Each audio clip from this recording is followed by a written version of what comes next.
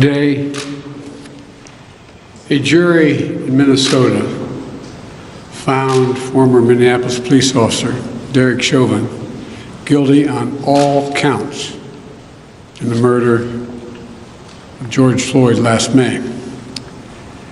It was a murder in the full light of day, and it ripped the blinders off for the whole world to see the systemic racism the Vice President just referred to. The systemic racism is a stain on our nation's soul. The knee on the neck of justice for Black Americans. Profound fear and trauma. The pain, the exhaustion that Black and brown Americans experience every single day. The murder of George Floyd launched a summer of protest we hadn't seen since the civil rights era in the 60s. Protests that unified people of every race and generation in peace and with purpose to say enough, enough, enough of the senseless killings. Today's verdict is a step forward. I just spoke with the governor of Minnesota, who thanked me for the close work with his team. And I also spoke with George Floyd's family again. A remarkable family of extraordinary courage. Nothing can ever bring their brother, their father back. But this can be a giant step forward in the march toward justice in America. Let's also be clear that such a verdict is also much too rare. For so many people, it seems like it took a unique and extraordinary convergence of factors. A brave young woman with a smartphone camera, a crowd that was traumatized witnesses, a murder that lasts almost 10 minutes in broad daylight for ultimately the whole world to see. Officers standing up and testifying against a fellow officer instead of just closing ranks, which should be commended. A jury who heard the evidence, carried out their civic duty in the midst of an extraordinary moment, under extraordinary pressure. For so many, it feels like it took all of that for the judicial system to deliver a just basic accountability. We saw how traumatic and exhausting just watching the trial was for so many people. Think about it, those of you who are listening. Think about how traumatic it was for you. You weren't there, you didn't know any of the people. But it was difficult, especially for the witnesses who had to relive that day. It's a trauma. On top of the fear so many people of color live with every day when they go to sleep at night and pray for the safety of themselves and their loved ones. Again, as we saw in this trial from the fellow police officers who testified, most men and women who wear the badge serve their communities honorably. But those few who fail to meet that standard must be held accountable, and they were today. One was. No one should be above the law. And today's verdict sends that message. But it's not enough. We can't stop here. In order to deliver real change and reform, we can and we must do more to reduce the likelihood that tragedies like this will ever happen and occur again.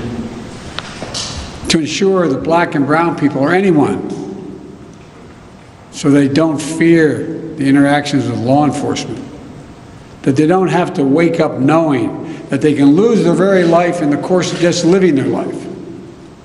They don't have to worry about whether their sons or daughters will come home after a grocery store run, or just walking down the street, or driving their car, or playing in the park, or just sleeping at home. And this takes acknowledging and confronting head-on systemic racism and the racial disparities that exist in policing and in our criminal justice system more broadly. You know, state and local government and law enforcement needs to step up, but so does the federal government. That's why I've appointed the leadership of the Justice Department that I have, that is fully committed to restoring trust between law enforcement and the community they are sworn to serve and protect. I have complete confidence in the Attorney General, General Garland's leadership and commitment. I've also nominated 2 key Justice Department nominees, Vanita Gupta and Kristen Clark, who are eminently qualified, highly respected lawyers who have spent their entire careers fighting to advance racial equity and justice. Vanita and Kristen have the experience and the skill necessary to advance our administration's priorities to root out unconstitutional policing and reform our criminal justice system, and they deserve to be confirmed. We also need Congress to act. George Floyd was murdered almost a year ago. There's meaningful police reform legislation in his name. You just heard the Vice President speak of it. She helped write it. Legislation to tackle systemic misconduct in police departments, to restore trust between law enforcement and the people they're entrusted to serve and protect. But it shouldn't take a whole year to get this done. In my conversations with the Floyd family, I spoke with them again today, I assure them we're going to continue to fight for the passage of the George Floyd Justice and Policing Act so I can sign into law as quickly as possible. There's more to do. Finally, it's the work we do every day to change hearts and minds as well as laws and policies. That's the work we have to do. Only then will full justice and full equality be delivered to all Americans. And that's what I just discussed with the Floyd family. The guilty verdict does not bring back George. But through the family's pain, they're finding purpose. So George's legacy will not be just about his death, but about what we must do in his memory. I also spoke to Gianna, George's young daughter, again. When I met her last year, I've said this before, at George's funeral, I told her how brave I thought she was. And I sort of knelt down to hold her hand. I said, Daddy's looking down on you, he's so proud. She said to me then, I'll never forget it, Daddy changed the world. And I told her this afternoon, Daddy did change the world. Let that be his legacy. A legacy of peace, not violence, of justice. Peaceful expression of that legacy are inevitable and appropriate, but violent protest is not. And there are those who will seek to exploit the raw emotions of the moment, agitators and extremists who have no interest in social justice, who seek to carry out violence, destroy property, fan the flames of hate and division, who do everything in their power to stop this country's march toward racial justice. We can't let them succeed. This is a time for this country to come together, to unite as Americans. There can never be any safe harbor for hate in America. I've said it many times. The battle for soul of this nation has been a constant push and pull for more than 240 years. A tug of war between the American ideal that we're all created equal and the harsh reality that racism has long torn us apart. At our best, the American ideal wins out. So we can't leave this moment or look away thinking our work is done.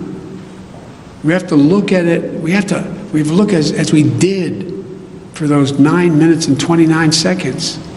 We have to listen. I can't breathe. I can't breathe. Those are George Floyd's last words. We can't let those words die with him. We have to keep hearing those words. We must not turn away. We can't turn away. We have a chance to begin to change the trajectory in this country.